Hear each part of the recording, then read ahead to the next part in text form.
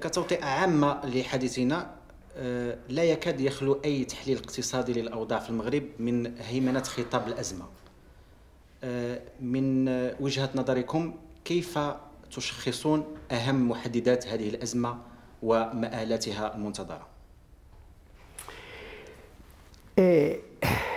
الأزمة هي واقع،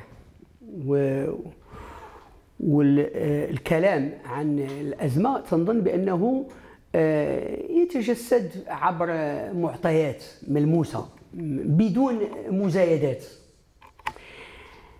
كنظن بأنه اللي كيظهر الخاص والعام هو أن النمط ديال النمو الاقتصاد المغربي وعلى المدى البعيد باش ما نبقاوش محبوسين بالظرفيه على مدى 30 40 سنه باش كيظهر،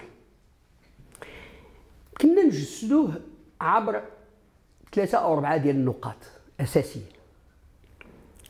اولا كيبان بان المغرب الا شفناه على الخريطه ديال العالم هو بلد ذات اقتصاد متواضع بكل صدق. 32 33 مليون ديال المغاربه كينتجوا طبعا عبر الارقام الرسميه 830 مليار ديال الدرهم في السنه، اي هذا هو الناتج الداخلي الخام. الى حسبنا بالفرد 3000 دولار، ما يناهز 3000 دولار، هذا كيوضعنا في واحد القائمة متأخرة جدا في اللائحة ديال الدول في العالم.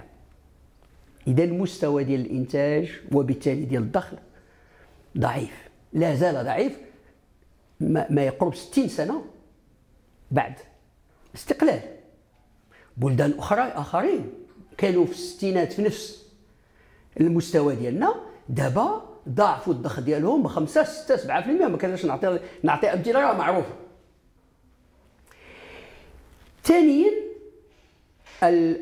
المستوى حتى ديال النمو، هو الوتيره كنا نقولوا ديال النمو هي ضعيفه، واكثر من هذا متقلبه.